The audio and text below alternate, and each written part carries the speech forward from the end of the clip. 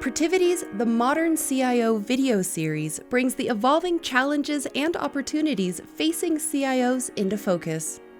In just 5 minutes, get executive-level commentary on compliance, risk, digital transformation, and how to lead through disruption. Knowledge gap in the sense that we're going to have to retrain some of our workforce. The rising cost of compliance comes in, the rising cost of senior leadership. We have very talented people. We're going to have to pivot them to a degree to understand, to train, to deploy, and make it better, and change everything around policies and procedures and operations. So we've got to pivot in that direction. So knowledge gap in the sense, but it's nothing that we can't manage as a workforce. Tech gap, yes and no. Yes, because you need new technology, right? But again, there's so many partners out there that you have to understand the landscape and bring them in.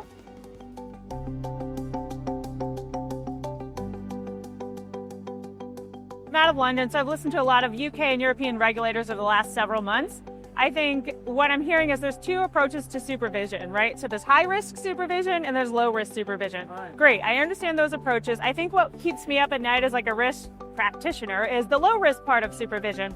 Being comfortable doing less comfortably, right? Like, we can't oblige ourselves to look at every risk all the time, every low risk all the time. So how do we use technologies to get comfortable, to mitigate the risk, knowing we're not going to look at everything all the time in this low risk bracket? And so that keeps me up because it's always the what have I missed question. Are my teams comfortable? Are we testing it enough? And knowing where the regulators are looking at and where they're coming in. But it comforts me knowing that they do have a low risk supervision approach as well. So it's understanding them and getting comfortable with your teams that we're testing it enough.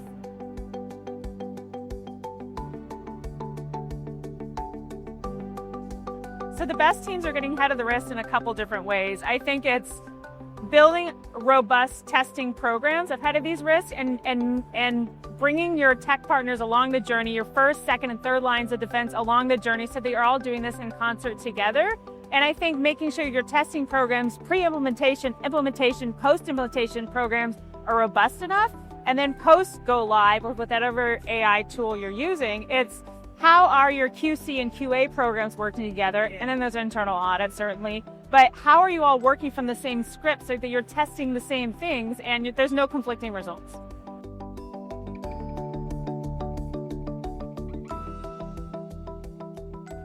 I'm passionate about this topic, and I think it's the values being realized already. Like, we've been to a lot of conferences, we've been to a lot of events like this, and many years ago we talked about AI, it's emerging, get ready, it's here, and it's been here.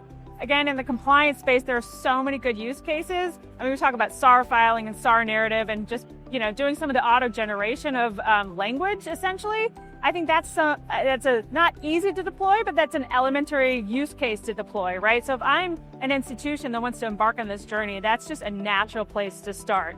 And then I think about transaction monitoring, where we've seen so many false positive reductions in that space. And fraud is more challenging, sanctions more challenging, a little bit higher risk, but it's so exciting that the value that our clients and partners are already seeing, and there's just more to come. It's getting on that journey with your executive team, your boards, your different lines of defense, to make sure, again, you're doing it in concert together.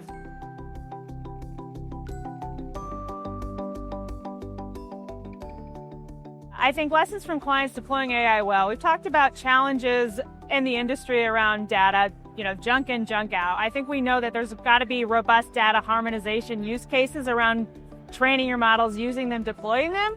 I think clients that are doing well are clients that are doing this consistently across first, second, and third lines of defense and building those testing models together. And again, what are their test scripts that you're using to make sure these models are being deployed safely, comfortably, and the results are being used in the same way. So I really think it's about harmonization, consistency, and orchestration of the different stakeholders around, the technology that's being deployed and just making sure you're on the consistent approach.